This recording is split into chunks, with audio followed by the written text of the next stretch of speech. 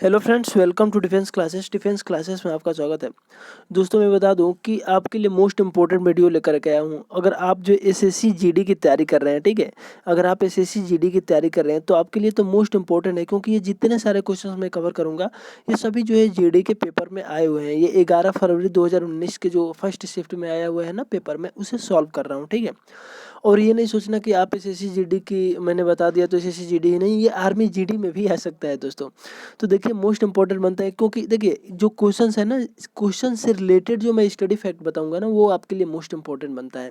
तो आइए देखते हैं, आपके साथ मैं 25th क्वेश्चन कराने वाला हूँ फ्रेंड्स। देखिए, और ये जो 25th क्वेश्चन ही नहीं, जबकि 25th इंटू आप जो है 4 कर लीजिएगा।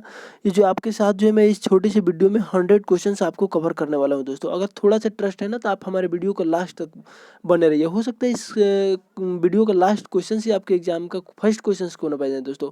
तो आइए देखते हैं हमारा जो है क्वेश्चंस कौन सा है दोस्तों। तो फ्रेंड्स, जो कि फर्स्ट क्वेश्चन हमारे सामने है कि मानव शरीर की सबसे लंबी हड्डी कौन सी है। मानव शरीर की सबसे लंबी हड्डी कौन सी है? तो ऑप्शन आपके साथ है रेडियस, अल्वा, टिबिया और फीमर। तो आपका राइट आंसर इसमें फ्रेंड्स फीमर बनता है, ठीक है। मानव शरीर की सबसे जो लंबी होती है हड्डी होती है ना, फीमर होती है, वो जो आंख की हड्डी होती है। और अदर जो ऑप्शन है इनके बारे में देख लें तो सबसे पहला ऑप्शन है रेडियस, ठीक है। देखिए, रेडियस और अल्ना, रेडियस अल्ना को दोनों को जो है ये बोला जाता है, रेडियस अल्ना को बोला जाता है हाथ की हड्डी, और टिबिया को बोला जाता है पैर की हड्डी, ठीक है। यानी कि पैर की हड्डी को टिबिया या फिबुला बोला जाता है। और एक चीज़ मैं बता दूं, बाह की हड्डी को क्या बोला जाता है? तो ह्यूमरस बोला जाता है, ठीक है। और शरीर की सबसे मजबूत हड्डी जो होती है ना, वो जबड़े की हड्डी होती है। सबसे मजबूत हड्डी की मैंने बात किया, ठीक है, ध्यान रखना है आपको। और शरीर की सबसे छोटी हड्डी जो होती है स्टेपिस होती है, ठीक है, जो कान की हड्डी को बोला जाता है। इसके बाद आइए नेक्स्ट क्वेश्चंस की तरफ चलते हैं। तो नेक्स्ट क्वेश्चंस हमारे पास है कि ये नॉमिनल जीडीपी के आधार पर भारत का 2018 में विश्व की कौन सी सबसे बड़ी अर्थव्यवस्था है। देखिए, ये एक्चुअली ये जो प्रीवियस ईयर का क्वेश्चन है, तो 2018 देख के नहीं घबराइए कि जो पुराना क्वेश्चंस करा रहे हैं। तो इसमें जो नॉमिनल जीडीपी के आधार पे है ना, वो जो भारत सातवां जो है था, सातवां बड़ी अर्थव्यवस्था थी 2018 में, ठीक है। इसके बाद देखते हैं नेक्स्ट क्वेश्चन चलते हैं 28 नंबर क्वेश्चन कि सोवियत संघ वर्ष किस वर्ष में टूटा था। मोस्ट इंपॉर्टेंट इस क्वेश्चन को मार्क करिएगा, ये हर एग्जाम में आता है बार बार क्वेश्चन।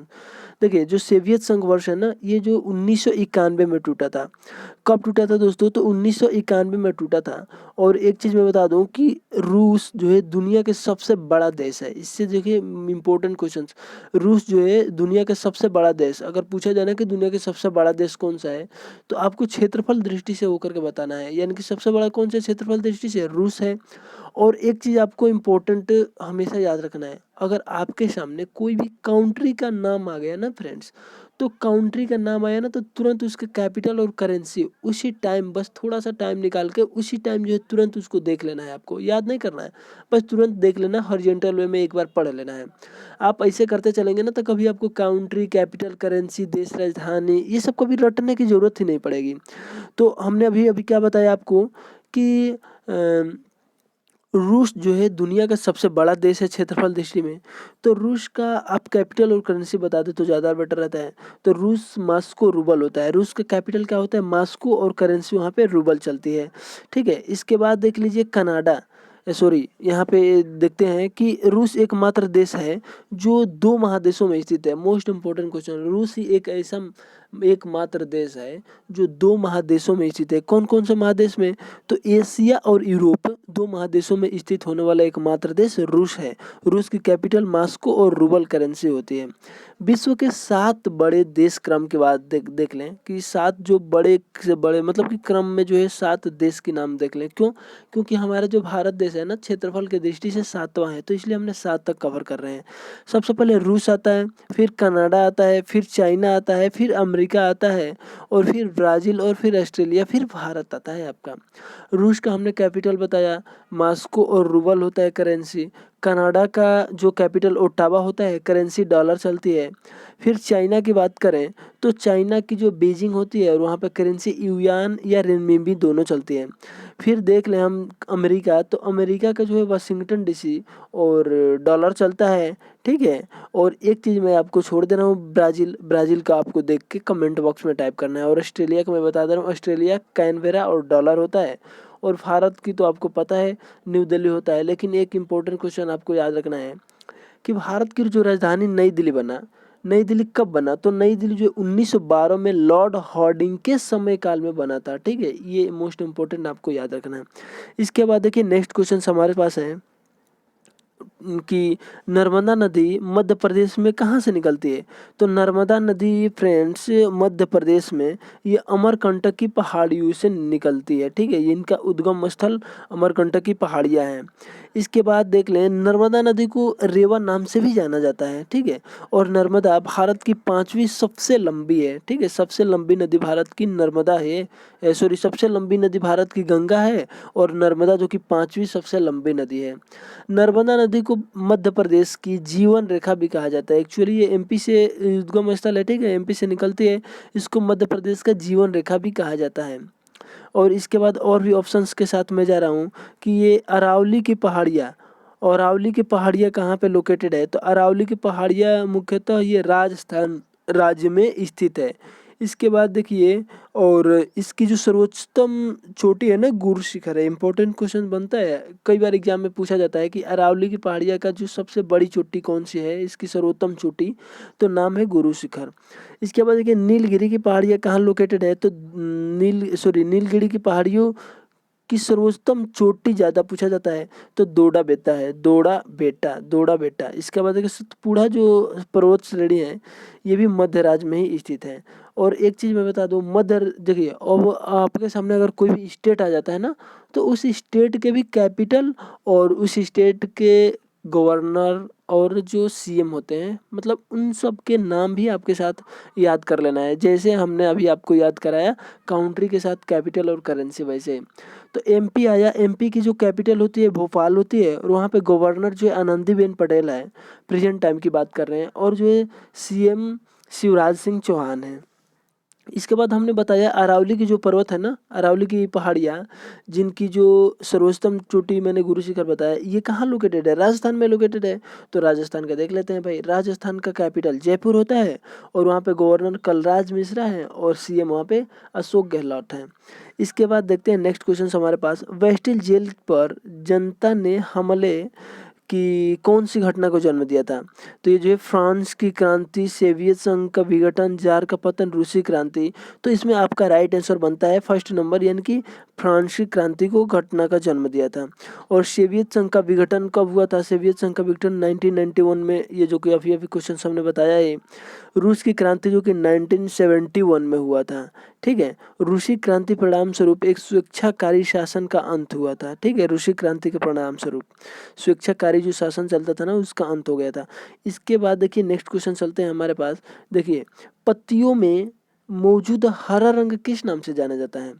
अगर आप तैयारी करते होंगे क्वेश्चंस अपना प्रैक्टिस सेट, जो भी आप तैयारी करते होंगे ना, उसी का आप प्रैक्टिस सेट लगाते होंगे, तो इन सब में से क्वेश्चंस मिलता जुलता आपको जरूर मिलता है दोस्तों।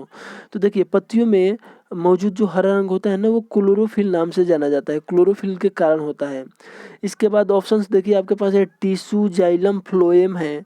तो इन सब के बारे में मैं बता दूं तो ज़्यादा बेटर होगा। जाइलम क्या होता है?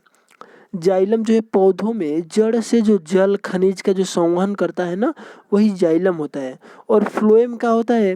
तो फ्लोएम फ्रेंड्स पत्तियों में जो बने भोजन जो होते हैं ना, उनके विभिन्न भागों तक स्थानांतरण करता है ये फ्लोएम, ठीक है।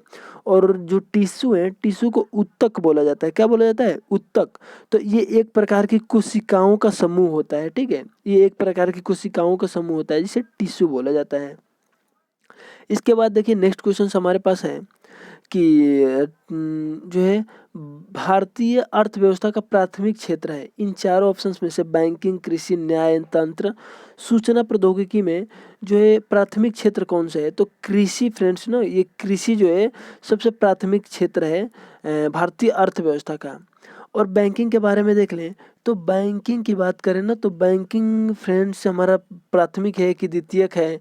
देख लें तो बैंकिंग न्यायतंत्र सेवा क्षेत्र में आता है और सेवा क्षेत्र जो है तृतीयक क्षेत्र में हमारा आ जाता है।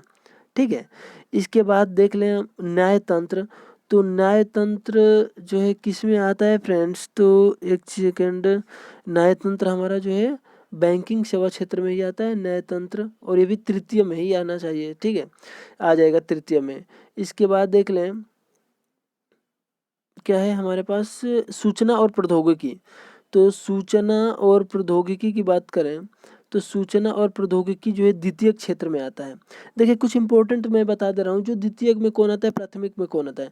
प्राथमिक क्षेत्र में जो कृषि, शिकार, खनन, ये सब जो है प्राथमिक क्षेत्र में आते हैं। द्वितीयक में विनिर्माण या मैन्युफैक्चरिंग आते हैं और तृतीय क्षेत्र में सेवाएं आते हैं। ठीक है, तो सूचना एवं प्रौद्योगिकी की बात करें तो ये द्वितीय क्षेत्र में आ जाएगा। बैंकिंग न्यायतंत्र सेवा क्षेत्र में आता है और सेवा भारतीय अर्थव्यवस्था का तृतीय क्षेत्र है। आई होप आपको ये सब क्लियर हो गया होगा फ्रेंड्स। तो देखिए हम नेक्स्ट क्वेश्चन की तरफ चलते हैं जो कि मोस्ट इम्पोर्टेंट है। ये जो है भारत का प्रमुख लौह अयस्क क्षेत्र है। इन चारों ऑप्शंस में देखें तो हमारे पास जो चार ऑप्शन है जिनमें राइट आंसर डी वाला बनता है। उड़ीसा झारखंड जो क्षेत्र है ना फ्रेंड्स, भारत का मुख्य जो है लोहा अयस्क क्षेत्र में पड़ता है। तो उड़ीसा और झारखंड, और देखिए मैंने अभी अभी बताया कि अगर आपके सामने कोई स्टेट दिख जाए ना तो स्टेट की कैपिटल, गवर्नर और सीएम, इतना 3 चीज़ आपको ज़रूर याद करना है। अगर आप बढ़ा सकते हैं तो बहुत चीज़ बढ़ा सकते हैं फ्रेंड्स। उसके जो है लोकसभा राज्यसभा के सीटें बढ़ा लीजिए, विधानसभा है कि नहीं है, वो विधानसभा तो होता ही है सब स्टेट में, वो देख लीजिए कितने सीटें हैं, और विधान परिषद है कि नहीं है, द्विसदनीय है कि एक सदनीय, अब जो बढ़ाते सकते हैं, लेकिन जो मिनिमम मैं बता रहा हूँ ना, उस स्टेट के कैपिटल, सीएम और गवर्नर, इतना आपको कर ही लेना है। तो मैंने उड़ीसा और झारखंड की बात किया। उड़ीसा जो है, उड़ीसा का कैपिटल भुवनेश्वर होता है और वहाँ पे जो है गवर्नर गणेशी लाल है और नवीन पटनायक जो है सीएम है। फिर झारखंड की बात किया तो झारखंड की कैपिटल रांची है और झारखंड में गवर्नर द्रौपदी मुर्मू है और हेमंत सोरेन जो है वहाँ पे सीएम है इस टाइम में। इसके बाद देख लीजिए फर्स्ट ऑप्शन दिया है गुजरात और राजस्थान। गुजरात का मैं बता देता हूँ। देखिए मोस्ट इम्पोर्टेंट बनता है गुजरात का जो गांधीनगर है कैपिटल, और वहाँ पे जो आचार्य देवव्रत हैं गवर्नर, और वहाँ पे जो सीएम पिनराई विजयन है। राजस्थान का मैंने अभी भी बताया ही कि राजस्थान का कलराज मिश्रा गवर्नर है और वहाँ पे करेंसी सीएम जो है अशोक गहलोत है, और वहाँ की राजधानी कहाँ है, जयपुर है, जिसे पिंक सिटी नाम से भी बोला जाता है, जाना जाता है। इसके बाद देख लें उत्तर प्रदेश और बिहार, तमिलनाडु, छत्तीसगढ़। तमिलनाडु की बता दें तो तमिलनाडु जो है चेन्नई है कैपिटल, और वहाँ पे जो बनवारी लाल पुरोहित ये जो गवर्नर है, और ईके पलानीस्वामी वहाँ के सीएम हैं। इसके बाद छत्तीसगढ़ की बात करें तो छत्तीसगढ़ जो है फ्रेंड्स कैपिटल है वहाँ का रायपुर, और वहाँ के गवर्नर और सीएम आपको कमेंट बॉक्स में टाइप करना है। इसके बाद देखिए उत्तर प्रदेश को आपको पता होगा लखनऊ कैपिटल है, और आनंदीबेन पटेल हैं गवर्नर, और जो है योगी आदित्यनाथ जो है क्या है फ्रेंड्स हमारे सीएम है।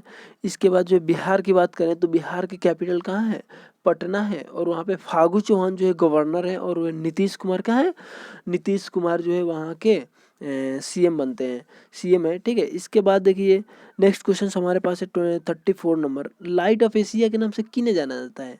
देखिए आप जो है बौद्ध धर्म के बारे में थोड़ा बहुत भी जानते होंगे तो आप बता सकते हैं। ठीक है, यानी कि जो घटना हुआ था ना, महात्मा बुद्ध को ही लाइट ऑफ एशिया के रूप में जाना जाता है। ठीक है, किसको, महात्मा बुद्ध को ही लाइट ऑफ एशिया के रूप में जाना जाता है। और मैं बता दूं गौतम बुद्ध का जन्म जो 563 ईस्वी में कपिलवस्तु के लुम्बिनी नामक स्थान पर हुआ था, और बुद्ध का बचपन का नाम सिद्धार्थ था। और बुद्ध धर्म मूलतः अनिश्वरवादी है, इसमें जो आत्मा की परिकल्पना भी नहीं है। और बुद्ध धर्म में पुनर्जन्म की मान्यता है, और बुद्ध धर्म प्रविष्ट होने की उपसंपदा जो है कहा जाता है। एक्चुअली बुद्ध धर्म से अब छोटे छोटे जो क्वेश्चन बनेंगे आपको यहीं पे समाप्त हो जाएंगे। तो आपको मोस्ट इंपॉर्टेंट याद रखना है कि गौतम बुद्ध का जन्म कब हुआ था, 563 ईस्वी में जो है कपिल वस्तु के लुम्बिनी नामक स्थान पर हुआ था।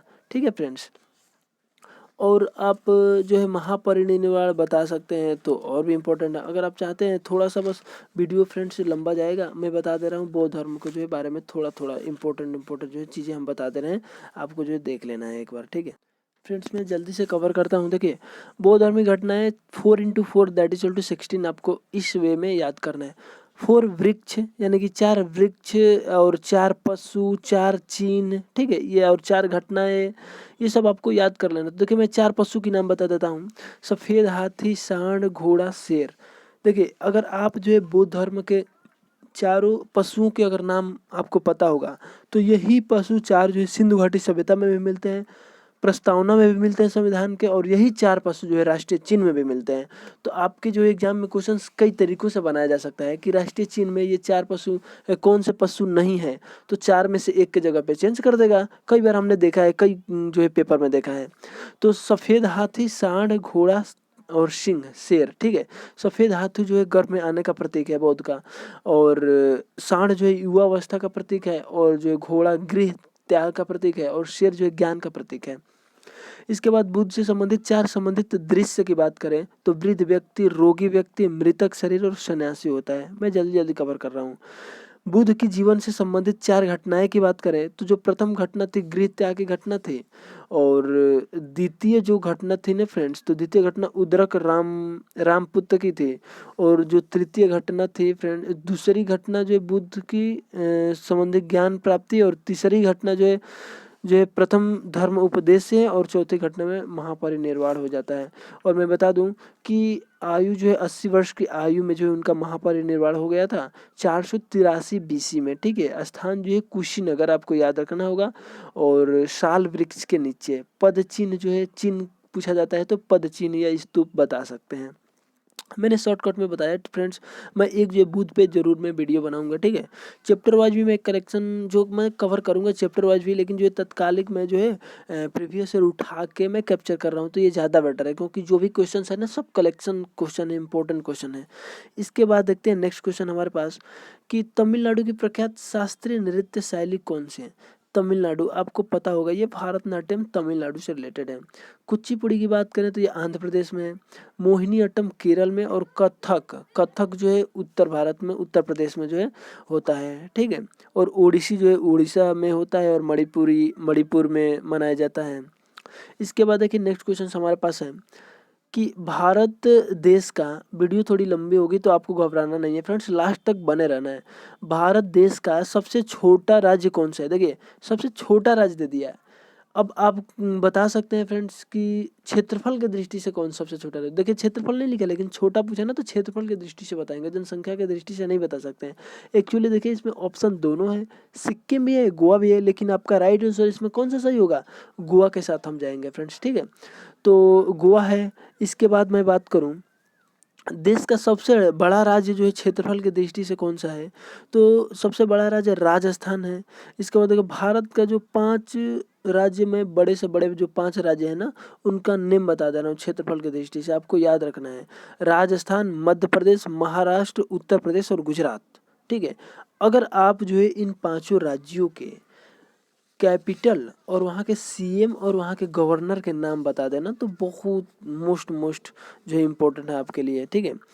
तो देखिए मैं बता रहा हूँ आपको, राजस्थान का हमने अभी भी बताया, राजस्थान का कैपिटल जयपुर है, वहाँ पे गवर्नर कलराज मिश्रा है, और सीएम कौन है, अशोक गहलोत। मैं बार बार क्यों मल्टीपल रिवाइज कराता हूँ, देखिए आपके दिमाग में जो है ज़्यादा देर तक, ज़्यादा दिन तक कोई भी क्वेश्चंस का आंसर रखने की तरीका है ना, बस मल्टीपल रिवीजन, इसके अलावा कोई ट्रिक व्रिक कुछ भी नहीं रटना है, आपको रटने की ज़रूरत ही नहीं, बस पढ़ते रहिए।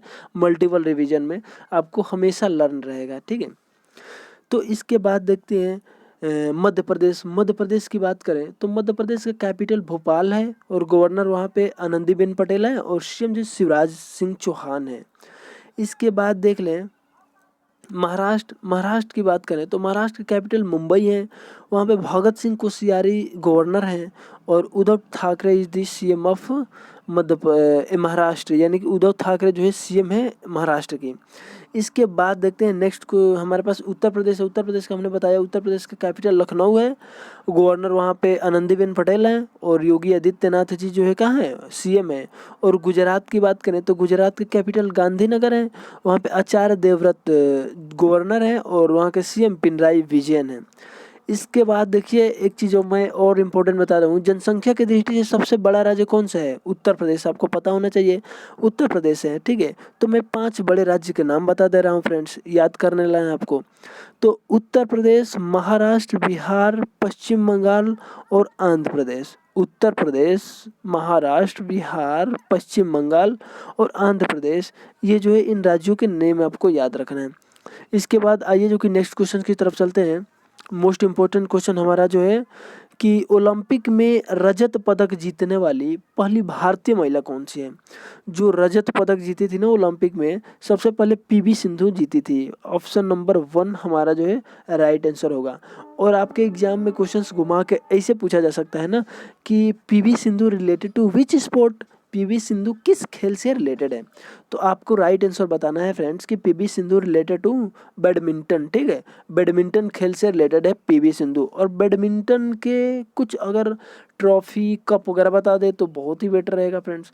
देखिए बैडमिंटन के मैं कप बता रहा हूँ, Thomas cup, Uber cup, Sudirman cup और चड्डा कप, ये जो है बैडमिंटन से रिलेटेड है, ठीक है।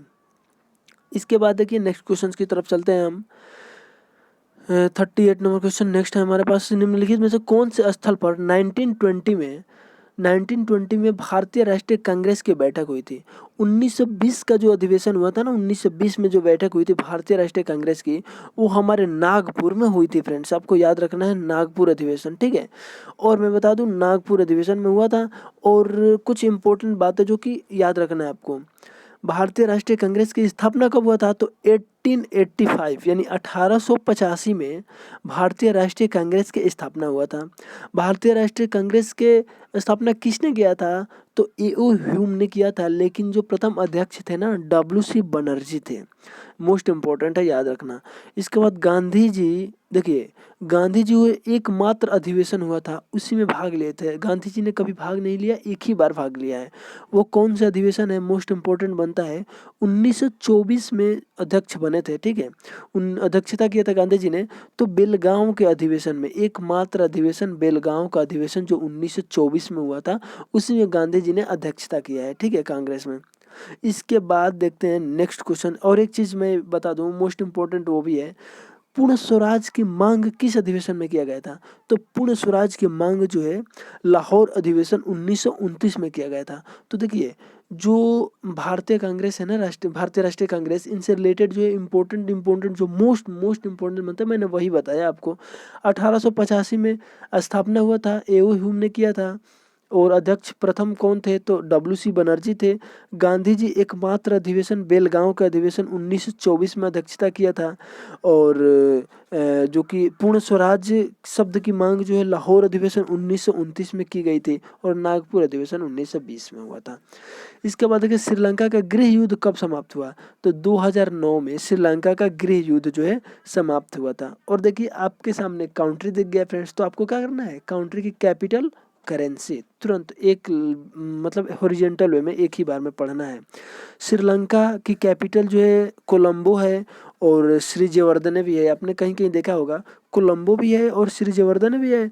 तो जो कोलंबो है ना आर्थिक राजधानी है और जो श्री जयवर्धने है वो प्रशासनिक राजधानी है, ठीक है। और वहाँ पे करेंसी जो है रुपया चलती है, रुपी चलती है, ठीक है। और भारत और श्रीलंका को जो पाक जल संधि जो है अलग करता है, ठीक है।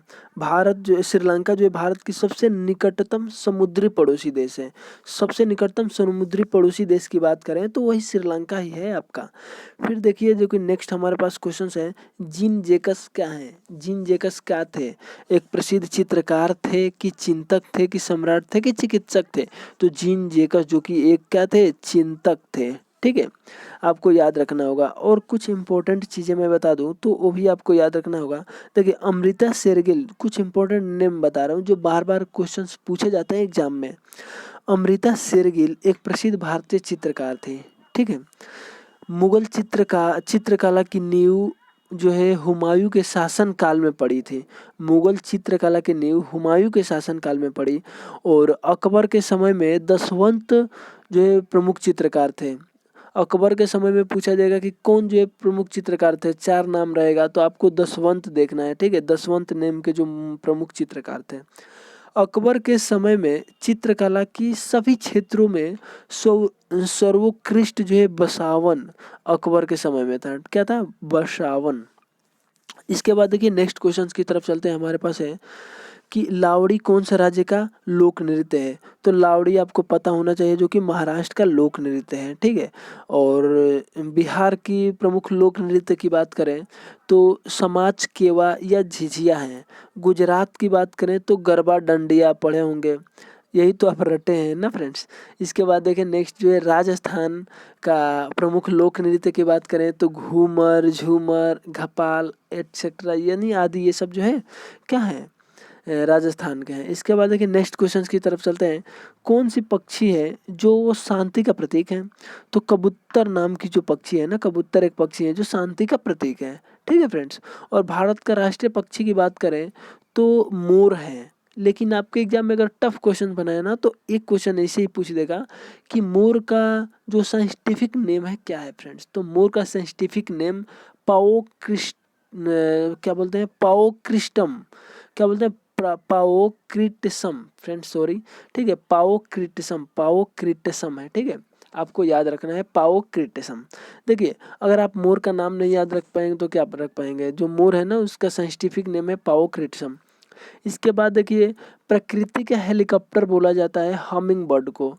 और पेंगुइन जो पक्षी होती है ना उसका निवास स्थान अंटार्कटिका दक्षिणी ध्रुव में है, ये पूछा जाता है क्वेश्चन।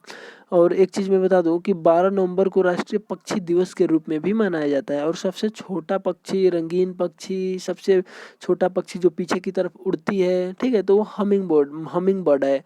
और प्रकृति के हेलीकॉप्टर बोला जाता है उसको। पक्षियों के अध्ययन को क्या बोला जाता है? तो ऑर्निथोलॉजी बोला जाता है। क्या बोला जाता है? ऑर्निथोलॉजी, पक्षियों के अध्ययन को बोला जाता है, ठीक है।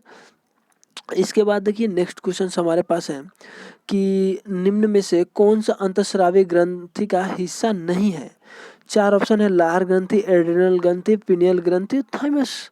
तो आपका जो लार ग्रंथि है ना फ्रेंड्स, ये अंतःस्रावी ग्रंथि का हिस्सा नहीं है। अग्नाशय ग्रंथि की बात करें तो अग्नाशय ग्रंथि जो है एक अंतः एवं बहिर्स्रावी दोनों प्रकार के कार्यों के लिए जाना जाता है। लड़ो या लड़ो हार्मोन एड्रिनल ग्रंथि से स्रावित होता है। लड़ो या लड़ो हार्मोन जो है एड्रिनल ग्रंथि से स्रावित होता है। पीनियल ग्रंथि, पीनियल ग्रंथि को तीसरा नेत्र भी कहा जाता है। जो मैं बता रहा हूँ ना वो मोस्ट इंपॉर्टेंट है आपके लिए। जो थाइमस ग्रंथि है ना फ्रेंड्स, थाइमस ग्रंथि जो कि प्रतिरक्षा प्रणाली का एक विशिष्ट प्राथमिक लसिकव अंग है, ठीक है। इसके बाद देखिए नेक्स्ट हमारे पास क्वेश्चन है, डीएनए का पूर्ण रूप क्या होता है? देखिए डीएनए आया तो आपको मैं डीएनए, आरएनए, एटीपी, एमआरएनए ये सब कवर कर दूंगा। देखिए डीएनए का जो पूर्ण रूप होता है डीऑक्सी राइबो न्यूक्लिक एसिड। आपका राइट आंसर कौन सा बनेगा? बी, यानी कि deoxy ribo nucleic acid DNA का फुल फॉर्म होता है। आरएनए का फुल फॉर्म होता है, डी हटा दीजिए, डीऑक्सी यानी कि राइबो न्यूक्लिक एसिड, ये जो है आरएनए का फुल फॉर्म होता है। एमआरएनए का क्या होता है? तो एम फॉर मैसेंजर लगा दीजिए, मैसेंजर राइबो न्यूक्लिक एसिड हो जाएगा। एक इम्पोर्टेंट है एटीपी, एटीपी का फुल फॉर्म बार बार पूछा जाता है, तो उसका नाम है एडेनोसिन ट्राइफॉस्फेट। क्या है? Adenosine triphosphate. इसके बाद देखिए नेक्स्ट क्वेश्चन हमारे पास है, आर्किटेक्चर को जोड़ने की तकनीक पिएट्रा ड्यूरा निम्नलिखित में से किस स्मारक में पाई जाती है? तो ये जो है ताजमहल में पाई जाती है फ्रेंड्स, ठीक है। और कुछ इम्पोर्टेंट चीज़ मैं बता रहा हूँ आपको, मोस्ट इम्पोर्टेंट है, याद रखना होगा। कुछ जो वास्तुकार का नाम याद रखना है, किसने क्या निर्माण किया था। देखिए जो कलकत्ता का निर्माण जो है किसने किया था? जाओ चारनाक ने। ये जो वास्तुकार की बात करें जिसने बनाया था, एडविन लुटियस वास्तुकार का नाम है जिसने राष्ट्रपति भवन का निर्माण किया था, ठीक है। एक वास्तुकार मोस्ट इम्पोर्टेंट है, एडविन लुटियंस एवं हर्बर्ट बेकर, ये दोनों ने मिलकर संसद भवन को बनाया था। दो इम्पोर्टेंट है आपको याद रखना, राष्ट्रपति भवन और संसद भवन। राष्ट्रपति भवन का निर्माण एडविन लुटियंस ने, और एडविन लुटियंस के साथ एक हर्बर्ट बेकर मिल गए ना, तो संसद भवन का भी निर्माण हो गया। ठीक है, इसके बाद देखिए नेक्स्ट क्वेश्चन, नमक का रासायनिक नाम क्या है? तो नमक का रासायनिक नाम हमारे पास हो जाएगा सोडियम क्लोराइड, NaCl। ठीक है, सोडियम क्लोराइड हमारा नमक का रासायनिक नाम है।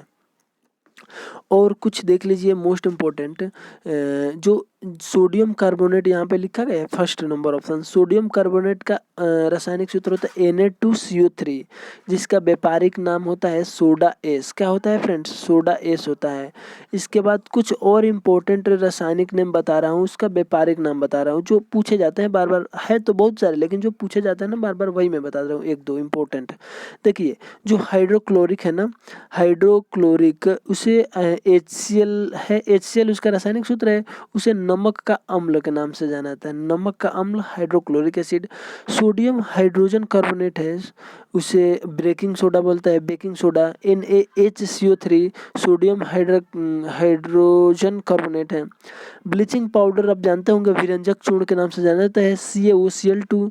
कैल्शियम सल्फेट आप जानते होंगे जिप्सम, जिप्सम के नाम से जाना जाता है ना, कैल्शियम सल्फेट, CaSO4H2O होता है। इसके बाद देखिए नेक्स्ट क्वेश्चन हमारे पास है, GST का पूरा अर्थ क्या होता है? फुल फॉर्म GST का गुड्स एंड सर्विस टैक्स। क्या है friends? Option number C right answer बनेगा, गुड्स एंड सर्विस टैक्स। इसके बाद देखिए इंग्लिश चैनल को तैर कर पार करने वाली भारतीय महिला कौन सी है?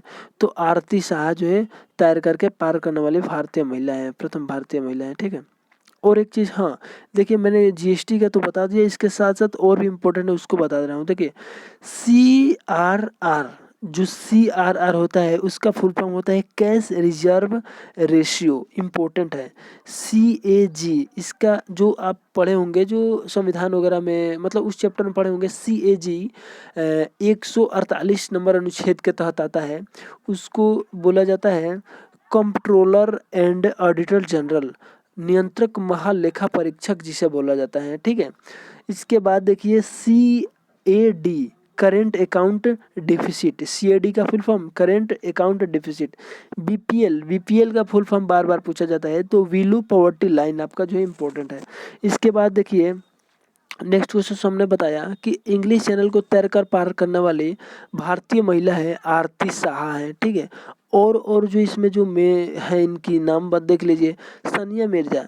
इससे क्वेश्चंस कैसे बनाया जाएगा? Sania Mirza related to which sport, किस खेल से रिलेटेड है? तो अधिकतर बच्चे तो बैडमिंटन लगाते हैं और अधिकतर बच्चे टेनिस लगाते हैं, तो जो लोग टेनिस लगाते हैं वो सही है। ठीक है, यानी सानिया मिर्जा एक टेनिस खिलाड़ी है। इसके बाद देख लीजिए शिखा टंडन, जो कि बंगलोर भारत की स्विमर है। ठीक है, शिखा टंडन जो है ये स्विमर है, तैराकी है। और शिवानी कटरिया की बात करें तो ये भी जो है तैराकी ही है। ठीक है, ये भी तैराकी है, स्विमर ही है। इसके बाद देखिए एवरेस्ट पर चढ़ने वाली प्रथम भारतीय महिला वैछेंद्री पाल थी, और दक्षिणी ध्रुव पर पहुंचने वाली प्रथम भारतीय महिला रीना कौशल थी, और उत्तरी ध्रुव पर पहुंचने वाली प्रथम भारतीय जो है स्क्वाड्रन लीडर संजय थॉपर थे। ठीक है, इसके बाद देखिए मोस्ट इंपोर्टेंट क्वेश्चन, पुस्तक इंडिया 2020, पुस्तक इंडिया 2020 किसने लिखा था? तो पुस्तक इंडिया 2020 जो कि APJ अब्दुल कलाम द्वारा लिखी गई थी ये पुस्तक। इसके बाद देखिए कुछ पुस्तक हैं इम्पोर्टेंट, और उनके लेखक के नाम आपको याद रख लेना है। देखिए कामसूत्र, कामसूत्र के लेखक हैं वत्स्यायन, कादम्बरी के लेखक बाणभट्ट, अग्निवीणा इम्पोर्टेंट पुस्तक है, इनके जो है लेखक हैं काजी नजरुल। उर्वशी नामक पुस्तक जो है बार बार पूछा जाता है, रामधारी सिंह दिनकर ने लिखा था। इसके बाद देखिए मालती माधव का लेखक हैं भवभूति, और चित्रांगदा के लेखक रविंद्रनाथ टैगोर हैं। ठीक है, और एक पुस्तक आपको जो है बताई जाती है गीतांजलि नामक पुस्तक, जो रविंद्रनाथ टैगोर ने लिखा था। गीतांजलि नामक पुस्तक में ही तो वो है जनगण मन, अपना जो राष्ट्रगान, ठीक है, जो 52 सेकंड में गाया जाता है। ठीक है, तो और इसी पुस्तक के लिए, मतलब कि जो गीतांजलि नामक है ना, उसी के लिए जो है रविंद्रनाथ टैगोर को 1913 में नोबेल पुरस्कार से नवाजा गया था।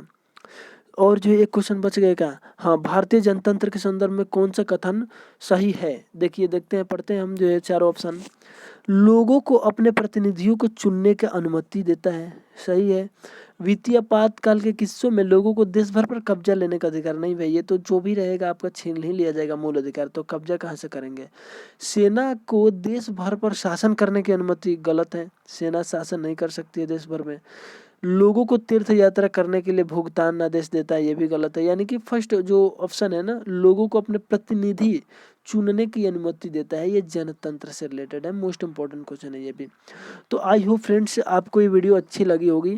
फ्रेंड्स अगर आपको ये वीडियो अच्छी लगी तो दोस्तों इस वीडियो के लिए एक लाइक तो बनता है। फ्रेंड्स अगर आप कोई सुझाव देना चाहते हैं ना, तो भी कमेंट बॉक्स में टाइप कर सकते हैं। तो आइए फिर मिलते हैं नेक्स्ट वीडियो में, तब तक के लिए जय हिंद जय भारत।